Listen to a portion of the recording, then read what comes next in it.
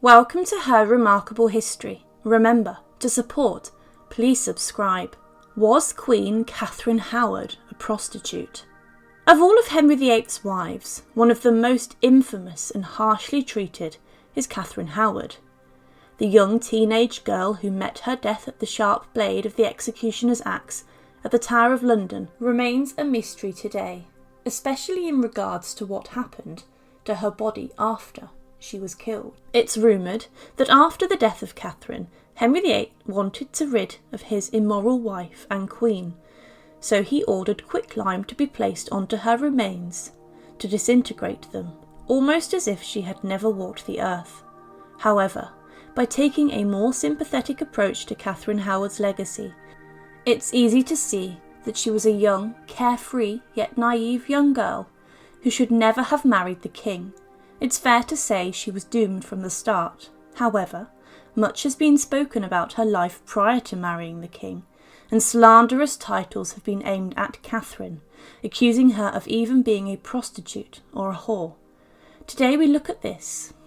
So remember, to support our channel, please make sure to subscribe.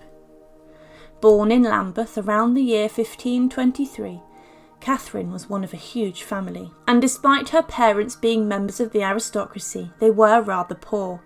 Much of Catherine Howard's early life focuses around the fact she was sent away to live with somebody else. This wasn't unusual in the Tudor period, and children from larger families often went to stay with wealthier relatives.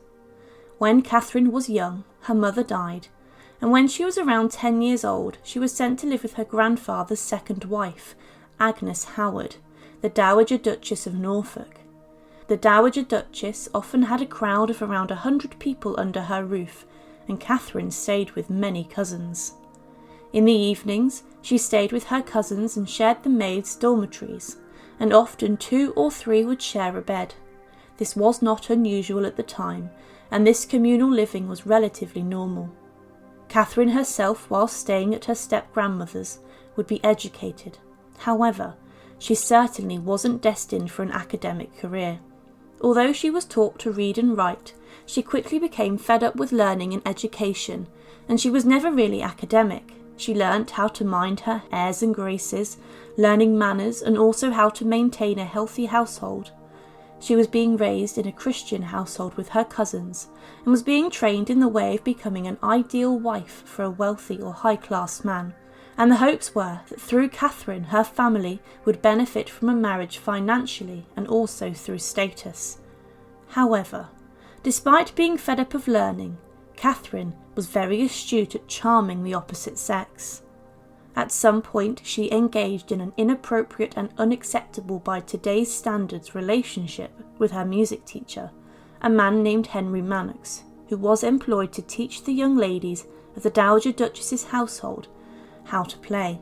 It has been debated whether Catherine, who was around the age of 13, and Mannix, who was a full-grown adult man, did have a physical relationship.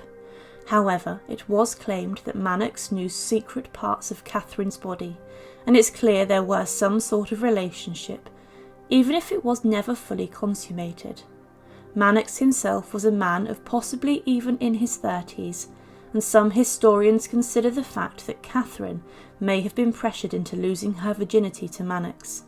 But later on in life they both confessed to having engaged in sexual contact, but not full-blown sex. Catherine allegedly said, "At the flattering and fair persuasions of Mannix, being but a young girl, I suffered him and sundry times to handle and touch secret parts of my body, which neither became me with honesty to permit nor him to require." This relationship was discovered, and the Dowager Duchess banned them both from seeing each other, and enforced a rule that Catherine was not to be left alone, especially at night. It seems she was not too bothered with the relationship, but her guardian was more concerned that marrying a lowly music teacher would not bring enough for the Howard family. When the household moved to Lambeth, another man caught the eye of Catherine. This man was Francis Derham, a rather handsome and dashing young man. Now, while staying in this household, Catherine and her cousins would grant boys and men access to the girls' dormitories, and allegedly Derham would arrive at the door of Catherine's room armed with wine, fruit, and sweet meats to almost bring a party.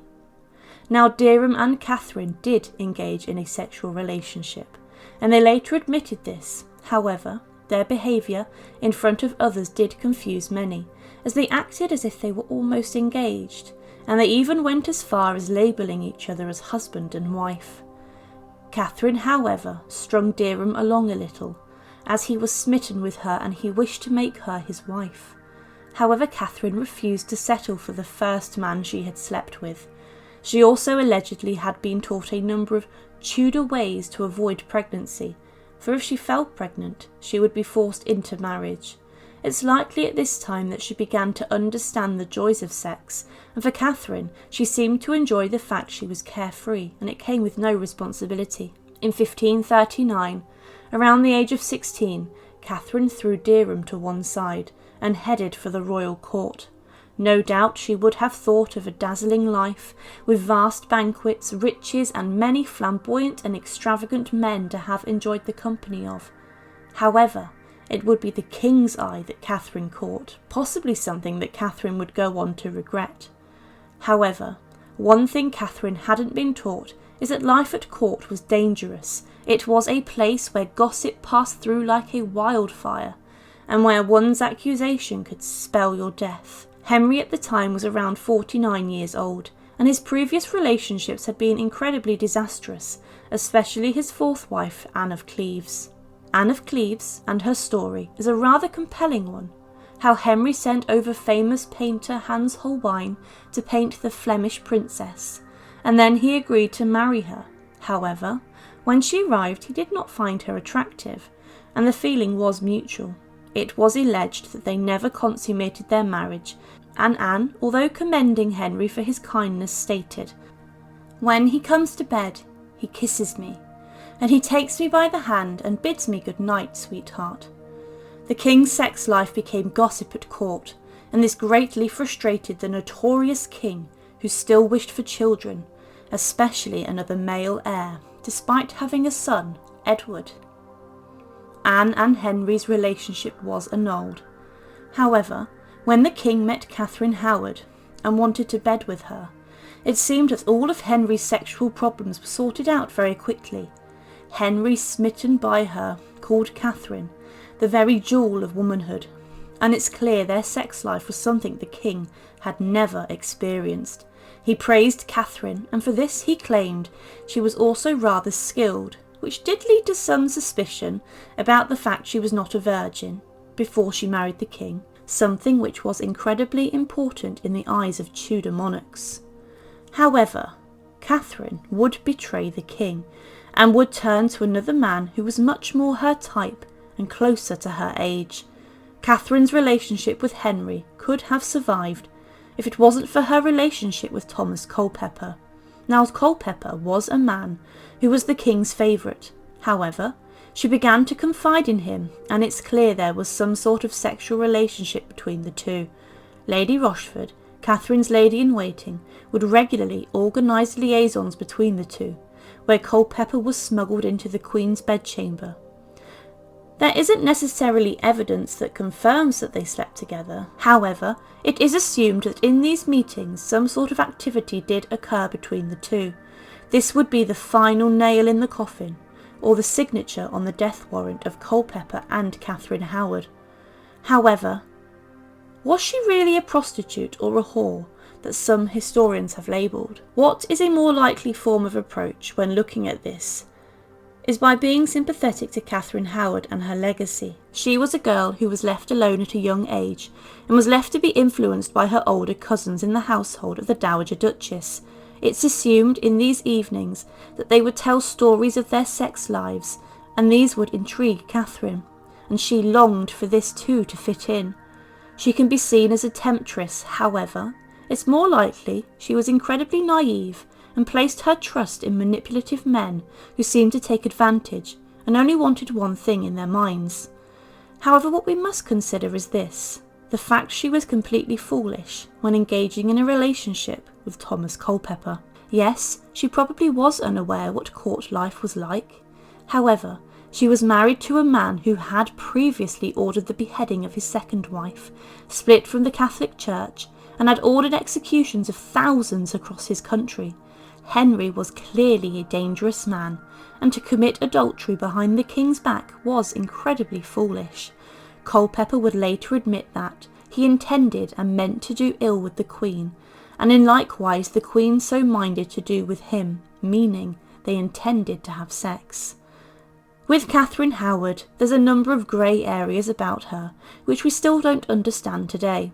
Like all people, she had a number of different parts of her personality, and despite not being completely innocent, she was a woman who was rather self-aware. She knew she would attract attention at court, and she was a very sexually confident lady, who was in charge of her own sexual pleasure, which was deemed at the time acceptable in Tudor England. However, some more education and closer guidance as to what was expected of a woman of the aristocracy would have helped her, and could possibly have saved her. She was a young girl at the end of the day, who made a number of mistakes. However, what cannot be excused is what occurred inside the walls of the Tower of London on the 13th of February 1542, as Catherine Howard's head was taken clean off by the axeman. At the end of the day, the headless corpse of a roughly 19-year-old girl lay in hay because of her sexual promiscuity, but for this we must place at least some blame at Catherine Howard's feet. Rather than looking at her as a whore or a prostitute, we must consider she was in fact incredibly foolish, naive, easily manipulated, and someone who made some incredibly poor mistakes that ended up costing her her life, and subsequently her reputation in the history books.